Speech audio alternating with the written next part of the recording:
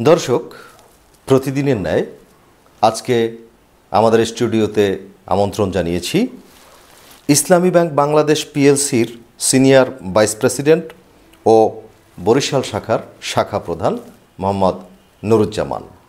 দর্শক, আজকে আমরা একটু ইসলামী ব্যাংক সম্পর্কে জানার চেষ্টা করব এবং ইসলামী ব্যাংক কি কি সুবিধা দিয়ে থাকেন জনগণকে। দর্শক, আমরা যদি একটু পেছনের দিকে তাকাই তাহলে আমরা ইসলামী ব্যাংকের অনেক কিছুই আমাদের নজরে পড়ে। তারা সাধারণত বিভিন্ন মানুষকে সাহায্য সহযোগিতা থেকে শুরু করে সহজলভ্যে লোন দেওয়া থেকে শুরু করে তারা নানামুখী কর্মকাণ্ড তারা করছেন এবং সমাজসেবামূলক কর্মকাণ্ড করছেন। তারই ধারাবাহিকতায় আজকে আমরা senior vice president Mohammad Nuruzzaman সাহেবের সাথে কথা বলবো এবং জানার চেষ্টা করব ইসলামী ব্যাংক সম্পর্কে।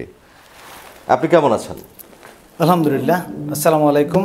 আমাকে আপনাদের এই সেটে আমন্ত্রণ জানানোর জন্য আমি ব্যাংকের পক্ষ থেকে ধন্যবাদ জানাচ্ছি। বিশেষ করে দৈনিক গগনের আলো এর মাননীয় সম্পাদক হিসাবে আমি আমার বন্ধুভার যদিও আপনি খুব সুমন ভাইকে ধন্যবাদ জানাচ্ছি যে আপনার মাধ্যমে আমি আমাদের ব্যাংক সম্পর্কে কিছু জনগণকে হয়তো বলার সুযোগ পাবো। আমি আল্লাহর শুকরিয়া আদায় করছি, আলহামদুলিল্লাহ। আপনাকে অসংখ্য ধন্যবাদ। আজকে আসলে অনেক গ্রাহকই জানে না যে আসলে ইসলামী ব্যাংকের কার্যক্রম সম্পর্কে। আমরা প্রথমেই শুরু করতে চাই ইসলামী ব্যাংকের ইতিহাস দিয়ে। আলহামদুলিল্লাহ, ধন্যবাদ। অত্যন্ত সুন্দর প্রশ্ন। আমাদের ইসলামী ব্যাংক সম্পর্কে মানুষের একটা সাদা চোখে এক ধরনের ধারণা রয়েছে, বাহ্যিক চোখে যেটা দেখা যায়।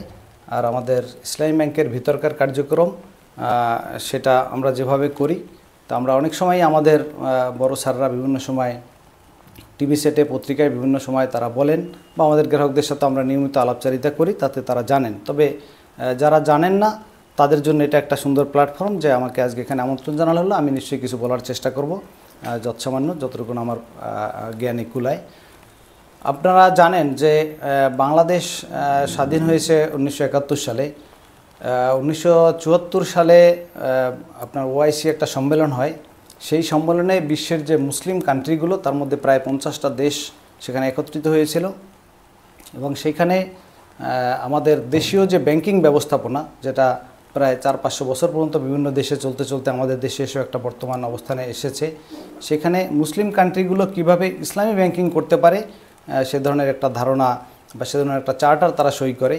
পরবর্তীতে 1978 এবং 80 সালে সোনালী ব্যাংক কর্তৃক ট্রেনিং সেন্টারের মাধ্যমে বিভিন্ন ব্যাংক থেকে কিছু ইসলামী মনা যারা ইসলামী ব্যাংকিং করতে চায় তাদেরকে নিয়ে একটা প্রোগ্রাম করা হয় এবং এটা বাংলাদেশ ব্যাংকের থ্রুতেই করা হয়, গভর্নমেন্টের থ্রুতেই করা হয়। পরবর্তীতে একটা পর্যায়ে 1982 সালে ইসলামী ব্যাংক করার জন্য সোনালী ব্যাংক যখন তারা বলে যে না, আসলে আমাদের পক্ষে ইসলামাইজেশন করা বা এই প্রক্রিয়ার সাথে আমাদের আসলে যাচ্ছে না, আমাদের ট্রেনিং দিয়েও এরা পারতেছে না, তখন বেসরকারি খাতে যে কেউ যদি উদ্যোগ নেয় তখন সেটা করার জন্য আগ্রহী হয়। এর আগে আরেকটু কথা বলে রাখি, মূলত ব্যাংকিং ব্যবস্থা বা ইসলামী ব্যাংকিং ব্যবস্থা এটা আসলে পুরাতন একদম আদিম আমল থেকে মানুষের সাথে জড়িত। বিশেষ করে মানুষের লেনদেন বা একজনের সাথে আরেকজনের যে পারস্পরিক সম্পর্ক, সম্পদের বিনিময় ব্যবস্থা, এটাই মূলত পরবর্তীতে আধুনিকভাবে আমরা ব্যাংকিং ব্যবস্থা হিসেবে জানি, যেটা অর্থের মাধ্যমে বা কারেন্সি বা মুদ্রার মাধ্যমে লেনদেন হয়। তো লেনদেনটা সরকারি পদ্ধতির মাধ্যমে সহজ করার জন্য ব্যাংকিং ব্যবস্থা আসে প্রায় 1400 বা 1500 সালের দিকে পৃথিবীতে।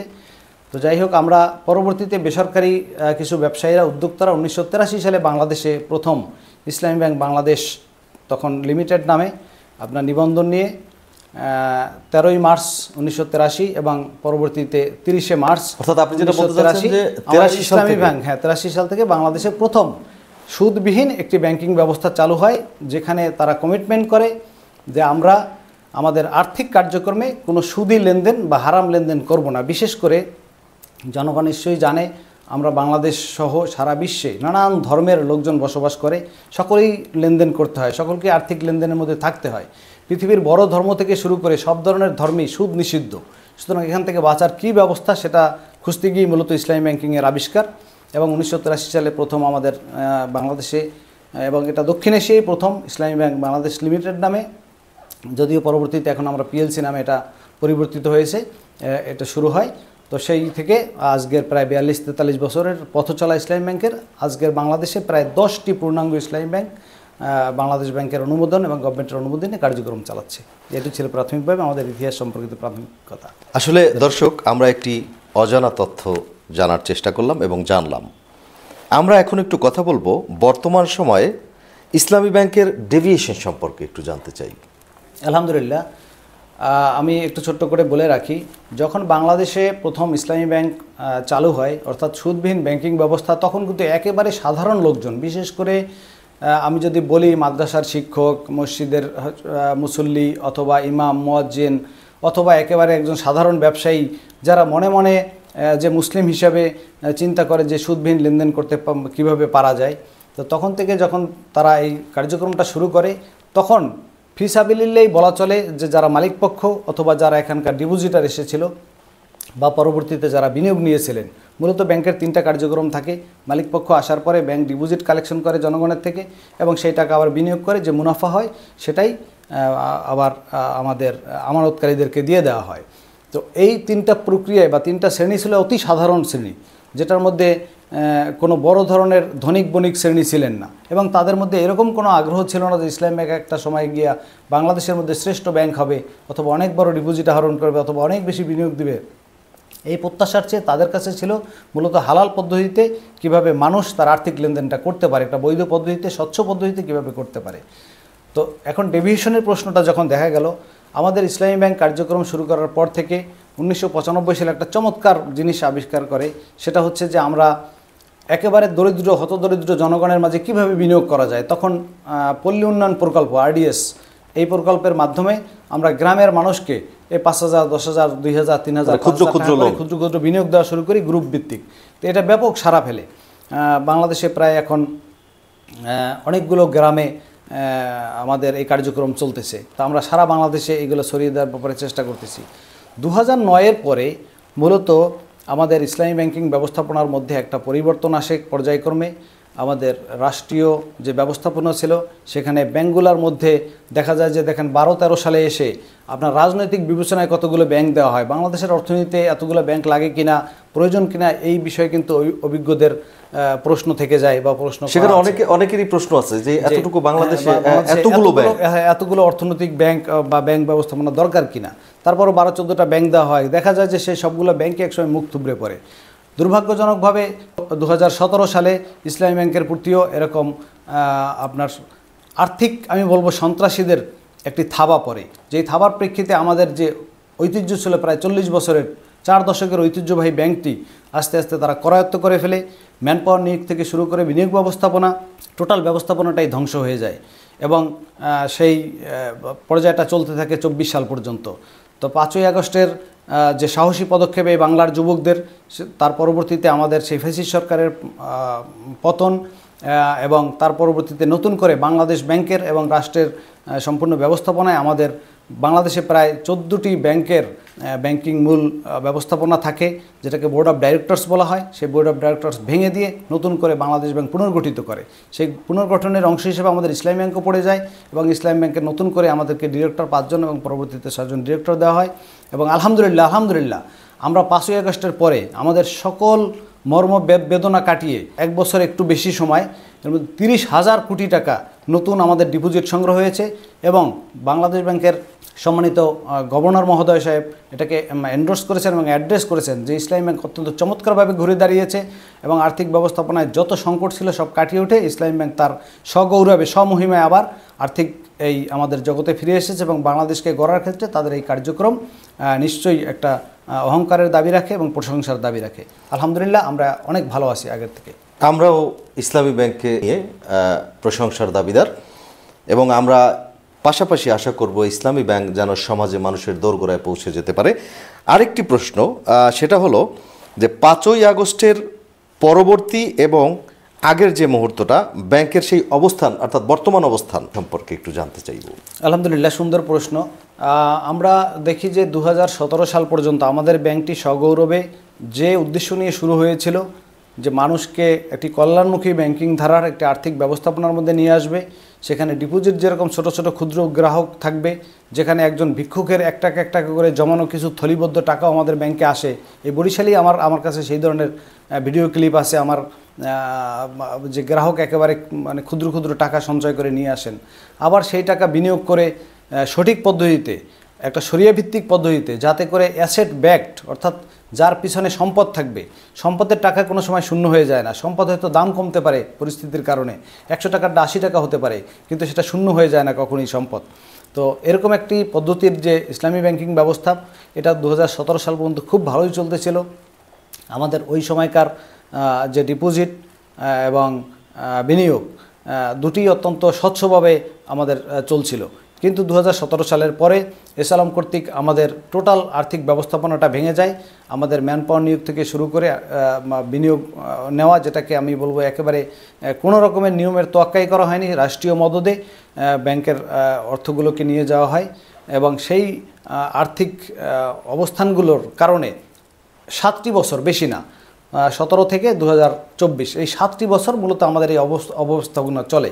তো 5ই আগস্টের পর আলহামদুলিল্লাহ আমরা আমানতদারদেরকে কোনো সময় আমাদের 2022-এ একটি ভিন্নধর্মী রিপোর্ট হওয়ার কারণে আমাদের গ্রাহকরা কিছুটা অস্থির হয়ে গিয়েছিল, অনেকগুলো ব্যাংকে গিয়ে টাকা পাচ্ছিল না। কিন্তু আলহামদুলিল্লাহ সেই দুঃসময়েও আমরা ইসলামী ব্যাংক জনগণের একটি টাকাও আমরা চাহিদা মাত্র তাদেরকে দিতে আমরা সক্ষম ছিলাম। আলহামদুলিল্লাহ বাংলাদেশ ব্যাংক আমাদেরকে সাপোর্ট করেছে এবং জনগণও সাপোর্ট করেছে। এবং আমাদের কিছু বেপরোয়া ডিপোজিটার ছিল যারা বলেছে যে টাকা যায় যাক, ইসলামী ব্যাংকের মাধ্যমে যাক। তো সেই হিসাবে আমরা কখনোই কোনো আমানতদারদের টাকা ফেরত দিতে গড়িমসি করি নাই। সুতরাং ব্যাংক আসলে আস্থার ভিত্তিতে টিকে থাকে, গ্রাহক এবং ব্যাংকের আস্থার একটা মজবুত সেতুবন্ধন থাকে। তা আলহামদুলিল্লাহ আমাদের আমানতকারীরা আমাদের উপরে আস্থা রেখেছে এবং সেই আলোকে আমরা নতুন করে আবার ডিপোজিট পাচ্ছি।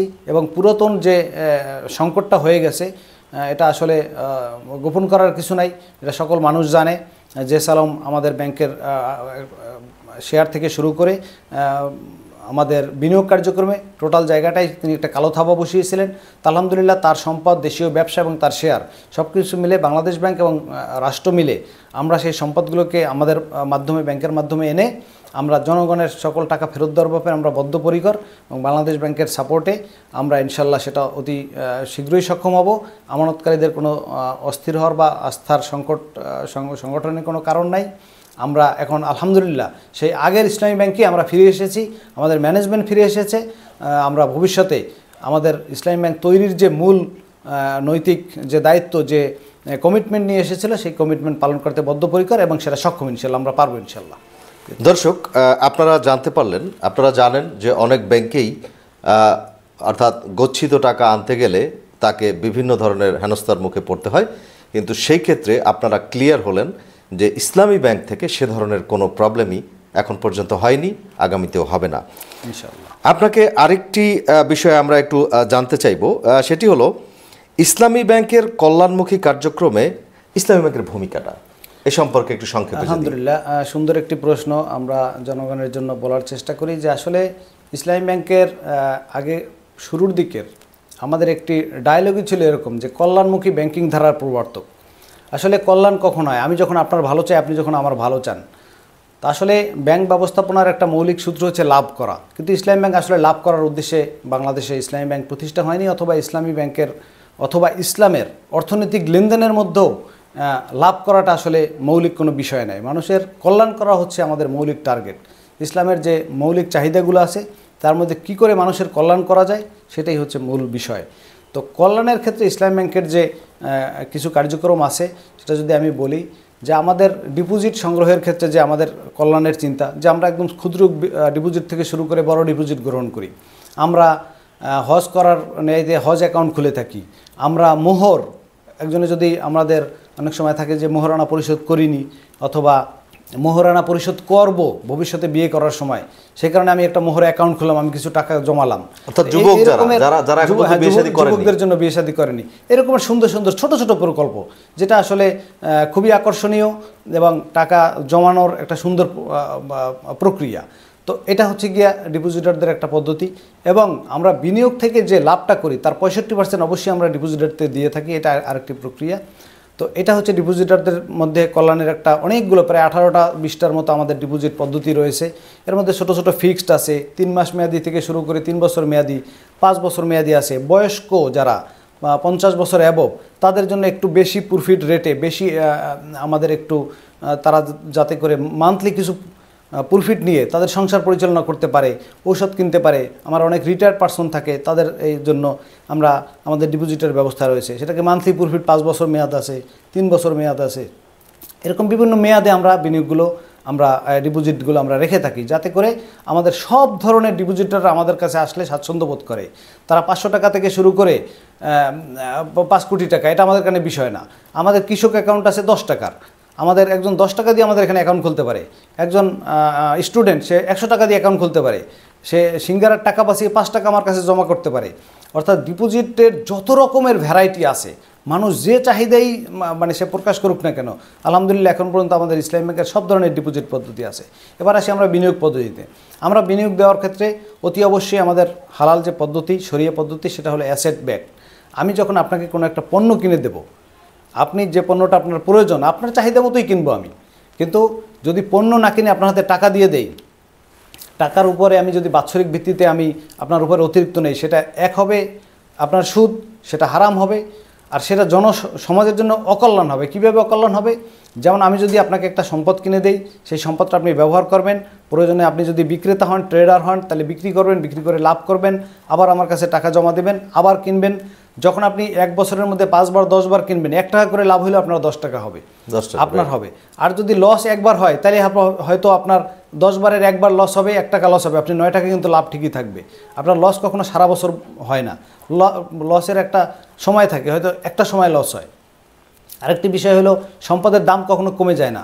আপনি একটা বিল্ডিংয়ের যদি আপনি মালিক হন, আমাদের মাধ্যমে শেয়ারে যদি একটা বিল্ডিং কেনেন, দেখবেন দিনান্দিন আমাদের সব কিছু পণ্যের দাম বাড়তেছে, সেক্ষেত্রে বিল্ডিংয়ের ভ্যালু বাড়বে, জমির দাম বাড়বে, আপনার ওখান থেকে কিছু প্রোডাক্টিভিটি হবে, আপনার সমাজের উপকার হবে।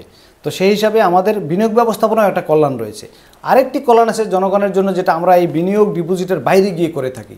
সেটা হচ্ছে ধরেন আমাদের যে পল্লী উন্নয়ন প্রকল্প, যেটা আমি বললাম 1995 সালে চালু হয়েছে, আমরা হিসাব করে দেখেছি প্রায় 30 থেকে 35 ধরনের আমাদের কল্যাণমুখী কার্যক্রম সেখানে রয়েছে। কীরকম?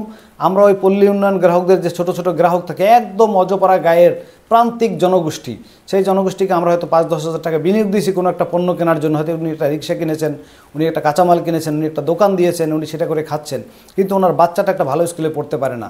আমরা তার জন্য একটা সুন্দর ব্যাগ দেব, আমরা তাদের জন্য একটা শিক্ষাবৃত্তি দেব। যদি ছেলেটা এসএসসি বা এসএসসি পাস করে যায়, সে যদি কোনো কারিকুলামের সাথে থাকে, যে হাতে কাজ করে সে কিছু শিখতে চায়, তখন আমরা তাকে একটা সেলাই মেশিন দেবো। তা সেটা যদি আপনাদের ঘরোয়া কাজ সে করে, হাঁস মুরগি পালন করব। এখন হাঁস মুরগি পালনের জন্য আমাদের কল্যাণ কী করতে পারি? আমরা শুধু টাকা দিয়ে ক্ষান্ত থাকি না, ওই হাঁস মুরগি পরিপালন করার পদ্ধতির জন্য আমরা তাদেরকে বিনা পয়সায় প্রশিক্ষণ দেই। বিনা পয়সায় তাদেরকে ডাক্তার নিয়ে প্রশিক্ষণ দেই প্রতি আমাদের বছরে অথবা 3 মাস 6 মাস পর পরে একবার। আবার কোনো একটা ছেলে ট্রেনিং করে বিদেশ যাবে, তখন আমরা তাদেরকে একটা ট্রেনিং দিয়ে দেই, সেটা আমাদের ব্যাংকের খরচে ট্রেনিং দিয়ে দেই। একটা নতুন বাচ্চা জন্মগ্রহণ করেছে, তাকে একটা গিফট দেই আমরা সেই ওই গ্রাহকদের পরিবারের কেউ যদি মারা যায়, অথবা ওই গ্রাহক মারা যায়, অথবা গ্রাহকের স্বামী স্ত্রী কেউ মারা যায়, আমরা তার ওখানে বুরিয়াল কস্ট হিসাবে তার দাফন কাফনের জন্য আমরা একটা নির্দিষ্ট পরিমাণ টাকা তাকে দিয়ে থাকি। আমরা যদি কোনো আরডিএসের গ্রাহক মারা যায়, তখন তাদেরকে আমরা সেটা মৃত্যুর জন্য তাদেরকে ওই কিছু পরিমাণ টাকা ছাড় দিয়ে, যাতে করে তারা টাকাটা ব্যাংকের ফেরত দিতে পারে অথবা দায় দেনাটা পরিশোধ করতে পারে, সেই ব্যবস্থা করি আমরা। বাংলাদেশে একটা সময় ছিল যে আমাদের কাঁচা আপনাদের ল্যাট্রিন বা আমাদের টয়লেট যেটাকে বলি, আমাদের সেই ব্যবস্থাপনাটা ছিল, সেটা এখন দেখেন পাকা হয়ে গেছে। এটার জন্য ইসলামী ব্যাংকের অনেক বড় অবদান রয়েছে। আমরা পাকা ল্যাট্রিন করার জন্য আমরা টাকা দিয়ে থাকি। আমরা আর্সেনিক মুক্ত আমাদের একটা স্লোগানের মাধ্যমে আমরা টিউবওয়েল দিকে থাকি বিনা পয়সায়। এইভাবে নানান ধরনের কার্যক্রম, বিশেষ করে শিক্ষাবৃত্তি, আমাদের সবগুলো লেভেলে শিক্ষাবৃত্তি রয়েছে। আরডিএসের এই বাচ্চাদেরকে যারা ক্লাস 5 পাস করুক কি 8 পাস করুক বা এসএসসি এইচএসসি পাস করুক অথবা ডাক্তারি পড়তেছে, তাদের জন্য আমাদের শিক্ষাবৃত্তির আয়োজন রয়েছে। আমরা সারা বছরব্যাপী আমাদের বিভিন্ন শিক্ষা প্রতিষ্ঠান আমাদের পড়ে। বিদেশে পড়ার জন্য যদি কেউ যেতে চায়, সেখানে আমাদের শিক্ষাবৃত্তির মাধ্যমে আমাদেরকে বিদেশে উচ্চশিক্ষার ব্যবস্থা করা হয়। এইভাবে আসলে নানান রকমের কল্যাণমুখী কার্যক্রমের সাথে আমরা জড়িত। আমাদের কাছে যারা থাকেন আমাদের জানেন, বিশেষ করে বর্ষার সিজনে আমরা গাছ রোপণ করে থাকি গ্রামে গ্রামে, লক্ষ লক্ষ গাছ দেই আমরা। এবং সেটা শুধু ছায়া দেওয়ার জন্য গাছ নয়, সেখানে ফলজ গাছ, বনজ গাছ, আপনার ঔষধি গাছ, সব ধরনের গাছ দিয়ে থাকি, যাতে এটা আমাদের ছায়া দেয়, আমাদের অক্সিজেন দিতে পারে। এই ধরনের নানান ধরনের কল্যাণমুখী, অর্থাৎ আমরা ধরে নিতে পারি যে আপনারা বিভিন্ন ধরনের কর্মকাণ্ড হাতে নিয়েছেন এবং সেগুলো করে যাচ্ছেন, এবং সেটা একদম প্রান্তিক পর্যায়ে। দর্শক, আমরা এতক্ষণ শুনতে পারলাম ইসলামী ব্যাংক যে সাহায্য সহযোগিতাগুলো করে থাকে তার কিছু গল্প আমরা শুনলাম। দর্শক, আমরা এখন আরেকটু জানার চেষ্টা করব বাংলাদেশের বর্তমানে অর্থনৈতিক সেক্টরে ইসলামী ব্যাংকের ভূমিকা সম্পর্কে সংক্ষেপে। আলহামদুলিল্লাহ, সুন্দর প্রশ্ন। আসলে বাংলাদেশের অর্থনীতিটা হচ্ছে, আমি যদি সংক্ষেপে বলার চেষ্টা করি, বাংলাদেশের পাবলিক ডিপোজিট রয়েছে 18 লক্ষ কোটি টাকার মতো। তো এর মধ্যে আসলে সরকারি হিসাবে যদি বলি যে এর 10% টাকা গভর্নমেন্টের কাছে ছাপানো আকারে থাকে। তো এইটার মাধ্যমেই আসলে পাবলিক ডিপোজিটটাকে রিপ্রেজেন্ট করে বিভিন্ন ব্যাংকে মানুষ টাকা জমা রাখে। তা আমাদের বর্তমান যে আমানতের পরিমাণ, সেটা বাংলাদেশের টোটাল ব্যাংকিং সেক্টরে যে আমানত রয়েছে তার প্রায় আপনার 15 থেকে 20 ভাগের মতো আমানত আমাদের ইসলামী ব্যাংকিংয়ে রয়েছে। এবং টোটাল ব্যাংকিং সেক্টর মিলে 10টা ইসলামী ব্যাংক যদি বলা হয়, এখন যদিও 5টা মিলে একটা হবে, কিন্তু ডিপোজিট তো পাবলিক ডিপোজিট রয়েছে, তার প্রায় 30 ভাগ হোল্ড করে ইসলামী ব্যাংকিং ব্যবস্থাপনা। তার মধ্যে আমাদেরই রয়েছে 10%, আর বাকিগুলো মিলে হচ্ছে 20%। এইভাবে ইনভেস্টমেন্টও আমাদের প্রায় 9-10% আমাদের পাবলিক কন্ট্রিবিউশন রয়েছে। অর্থাৎ টোটাল 60টা ব্যাংকের মধ্যে আমরা একারা শুধু ইসলামী ব্যাংক বাংলাদেশ পিএলসি আমরা যদি যেটাকে বলি, শুধু এটাই প্রায় টোটাল বিনিয়োগের, ইম্পোর্ট এক্সপোর্ট থেকে শুরু করে টোটাল বিনিয়োগের আমরা প্রায় 10% বা তার অ্যাবোভ আমরা হোল্ড করি। আরেকটি মজার বিষয় হলো যে রেমিটেন্সে আমাদের একটা অগ্রগতি রয়েছে, এটা প্রায় 30% আমাদের ব্যাংক হোল্ড করে। তাহলে তো ইসলামী ব্যাংক থেকে একটি বড় আর্থিক সুবিধা বাংলাদেশ ব্যাংক পাচ্ছেন এবং বাংলাদেশ উপকৃত হচ্ছেন। দর্শক, আপনারা শুনতে পারলেন। আমরা আসলে সময় সংক্ষিপ্ত থাকার কারণে আমরা সব কথাগুলো শুনতে পারবো না। যেগুলো একেবারেই এগুলো না জানলেই নয়, সেই সব বিষয়ে আমরা একটু নোট আউট করেছি এবং সেই সম্পর্কে আমরা একটু জানার চেষ্টা করব। ইসলামী ব্যাংকের সাধারণ গ্রাহকদের জন্য যে সুবিধা আছে, অর্থাৎ ইসলামী ব্যাংকের সাধারণ গ্রাহকদের সুবিধা এবং বিশেষ সুবিধা আপনারা দিয়ে থাকেন, সেগুলো কি কি, সেই সম্পর্কে একটু সংক্ষেপে যদি বলতেন। আমরা সুবিধার মধ্যে ধরেন আমাদের যে ডিপোজিট এবং বিনিয়োগের যে পদ্ধতিগুলো বললাম সেগুলো তো আছেই। বিশেষ করে আমাদের বিনিয়োগ ব্যবস্থাপনায় বাংলাদেশের অগ্রগতির পিছনে একটু ছোট্ট ইতিহাস বলি, এটা হয়তো আমাদের জনগণের জন্য কাজে লাগবে। আমাদের বাংলাদেশটা টিকে আছে মূলত দুটো আরের উপরে, আমরা বলে থাকি সাধারণত অর্থনীতির ভাষায়। একটি হচ্ছে রেডিমেড গার্মেন্টস, আর একটি হচ্ছে রেমিটেন্স। এই দুটোই হচ্ছে গিয়ে মূলত আমাদের বাংলাদেশের অর্থনীতিটা, যেটা বিদেশ থেকে আমাদের বৈদেশিক যে মুদ্রা আহরণের একটা বড় মাধ্যম বা সরকারের রাজস্ব আয়েরও একটি বড় মাধ্যম। সো সেই রেডিমেড গার্মেন্টসটা 1984-85 সাল থেকে প্রথম যখন শুরু হয়, তখন ইসলামী ব্যাংকে ছোট ছোট করে কিন্তু আসলে সেই মেশিনারিজে বা গার্মেন্টস ফ্যাক্টরিতে বিনিয়োগ দেওয়া শুরু করে।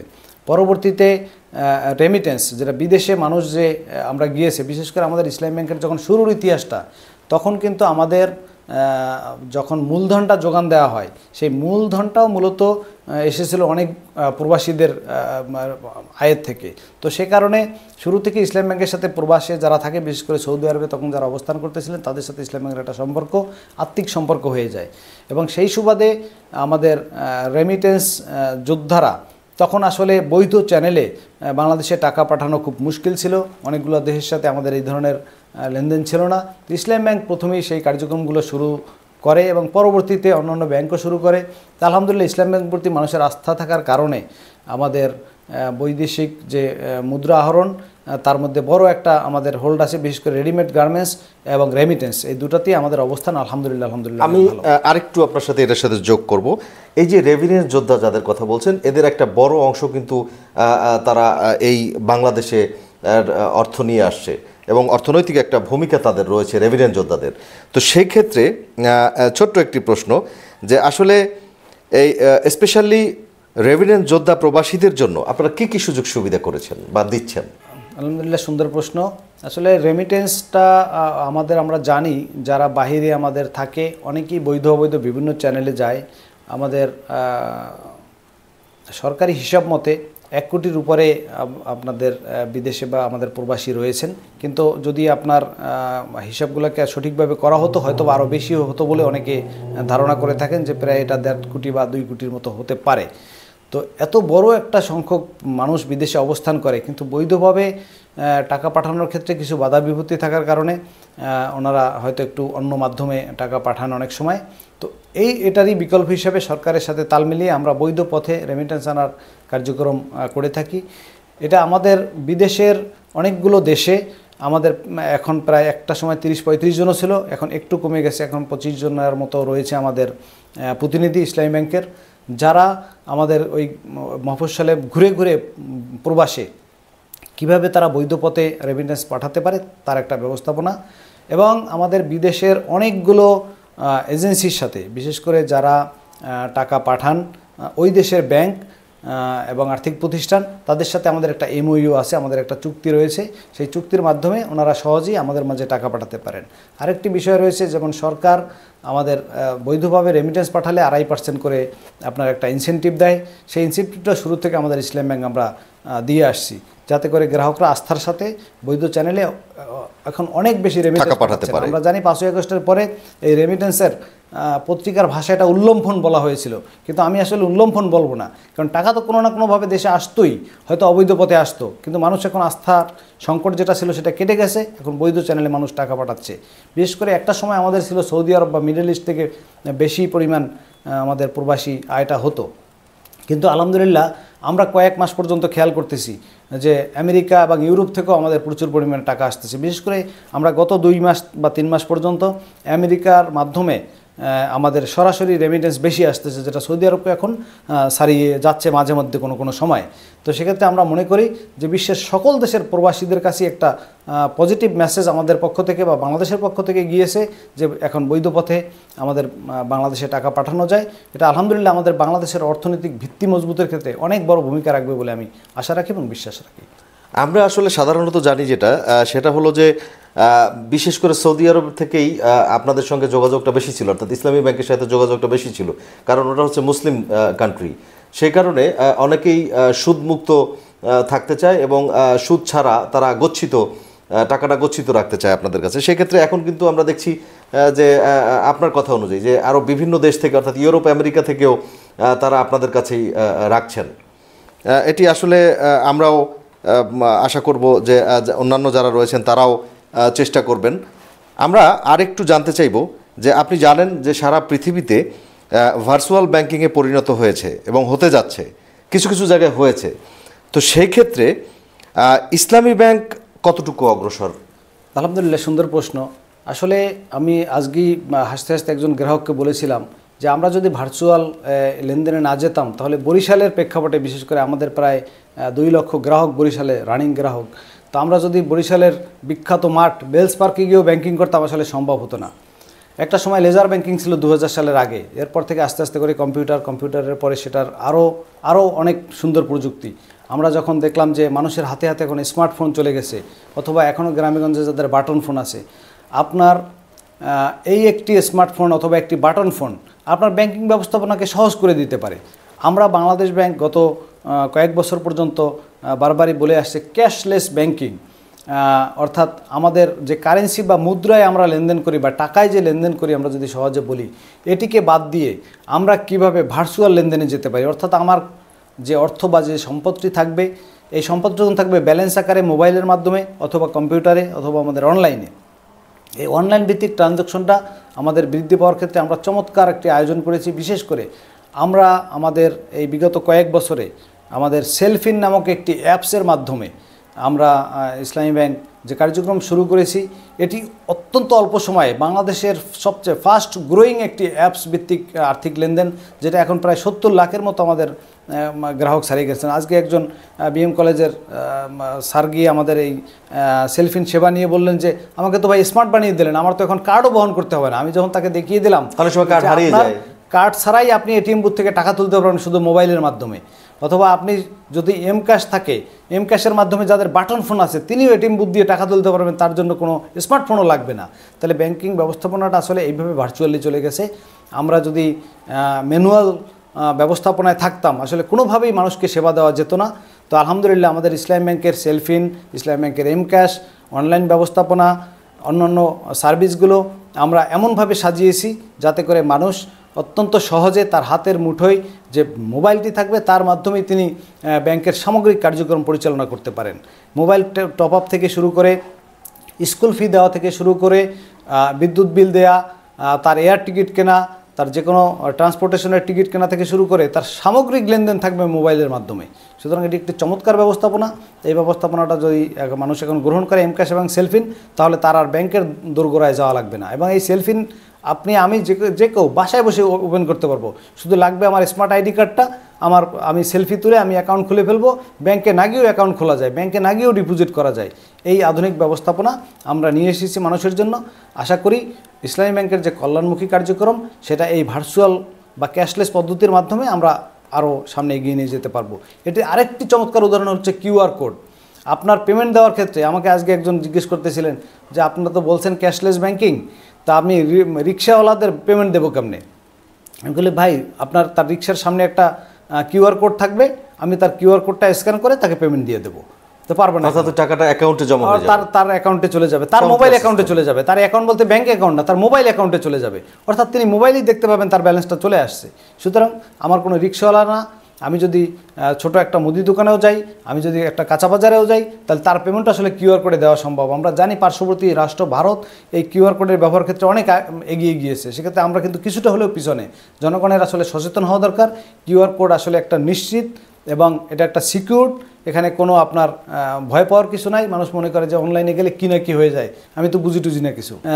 আমাদের বোঝার কোনো সংকট নাই, সুযোগ আছে, সংকট নাই। আমরা বুঝিয়ে দেব, আপনারা একটু সাহস করে লেনদেন শুরু করেন। এবং অনলাইন ভিত্তিক লেনদেন আগের চেয়ে অনেক বেশি বাড়তেছে এবং এটা আমি মনে করি যে সকলের জন্যই সহজ হয়ে যাবে। আপনাকে অসংখ্য ধন্যবাদ। আমরা এতক্ষণ ইসলামী ব্যাংক সম্পর্কে জানলাম, শুরু থেকে অর্থাৎ সৃষ্টি থেকে শেষ পর্যন্ত আপনাদের সেবাগুলো সম্পর্কে জনগণকে ধারণা দিতে পারলাম।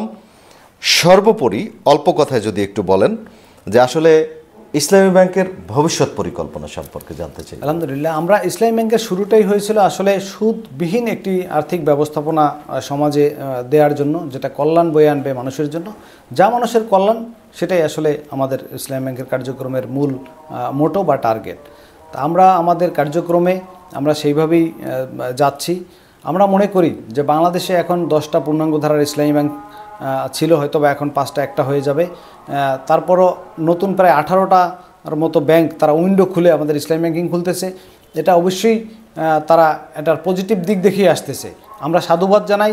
অন্যান্য সকল ব্যাংকগুলো যদি ইসলামী ব্যাংক হয়ে যায়, তাহলে এই 2008-এর মতো রিসেশন, যেভাবে বিশ্ব অর্থনীতি ভেঙে পড়েছিল, বা আমাদের দেশের অর্থনৈতিক মন্দা, এগুলো সব কাটিয়ে ওঠা যাবে। কারণ যখন কোনো ব্যাংকিং কার্যক্রমে অথবা অর্থনৈতিক কার্যক্রমে সম্পদ থাকবে, অ্যাসেট ব্যাকড হবে, তার পিছনে যদি কোনো সম্পদ থাকে, তাহলে সেই অর্থনীতি কোনো সময় পড়ে যায় না, সেই অর্থনীতি কোনো সময় ধ্বংস হয় না। সেই অর্থনীতি হয়তো সাময়িক সময়ের জন্য একটু থেমে দাঁড়াতে পারে, কিন্তু সে অবশ্যই চাঙ্গা হবে, মানুষের উপকারে আসবে। আমি মনে করি বাংলাদেশ একটি সবুজ শ্যামল দেশ। এই দেশের মানুষরা আমরা কোমলমতি মানুষ। আমরা ইসলামী ব্যাংকের কার্যক্রম যদি আমাদের কাছে এসে অথবা আমরা তাদের কাছে গিয়ে যদি বুঝাতে সক্ষম আরও বেশি করে হতাম, তাহলে অবশ্যই মানুষ দৌড়ে দৌড়ে ইসলামী ব্যাংকের কাছে আসতো এবং এই কল্যাণের এই ফলগুধারা তারা গ্রহণ করত। আমি গগনের আলোর মাধ্যমে আমি সকল জনগণকে অনুরোধ করব, আপনারা আমাদের কাছে আসুন, জিজ্ঞাসা করুন যে ইসলামী ব্যাংকিং কী। এবং এটা কোনো ধর্মভিত্তিক ব্যাংকিং ব্যবস্থা নয়, এটি সকল মানুষের উপকার করে, সকল মানুষের জন্যই এটার কল্যাণ বয়ে আনে। তো আমরা ভবিষ্যতে সকল ধরনের যত নতুন সার্ভিস আসবে এবং মানুষের প্রত্যাশা থাকবে, সেটা ডিপোজিট থেকে শুরু করে আমাদের বিনিয়োগ ব্যবস্থাপনা, সবগুলোতেই আমাদের ব্যাংক অবশ্যই মানুষের চাহিদা মোতাবেক সেবা দিতে পারবে বলে আমি প্রত্যাশা রাখি।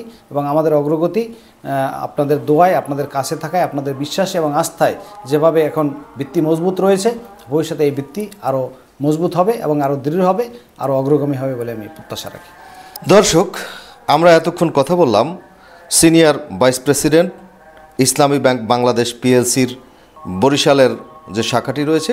দর্শক, আমরা আবারও বলছি, আমরা যারা সাধারণ গ্রাহক রয়েছি তারা অনেকেই জানি না ইসলামী ব্যাংকের নিয়মকানুন থেকে শুরু করে নতুন নতুন পদ্ধতি। তাই আপনারা আজকে পুঙ্খানুপুঙ্খভাবে আপনারা জানতে পারলেন এবং শুনতে পারলেন। দর্শক, আপনারা ভালো থাকবেন, সবাই সুস্থ থাকবেন, সুন্দর থাকবেন, আমাদের সঙ্গেই থাকবেন।